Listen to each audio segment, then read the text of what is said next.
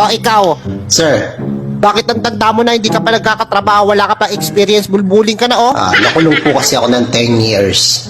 Ba't ka nakulong? Masamang tao ka ba? Hindi po ako masamang tao. Pero yung huli po kasing nag-interview sa akin, na-comatose, binugbog ko po. Ha? Sabi ba naman, tatawagan na lang daw ako bukas. Alam ko na yung mga ganun, di ba, sir? Kayo ba? Sasabihin niyo ba sa akin yan, tatawagan ako bukas? Hindi, wala kaming telepono. Ay, ganun. Oo, tanggap ka na. Una pa lang kita nakita eh. Hindi niyo pa nga ako natatanong, sir, eh.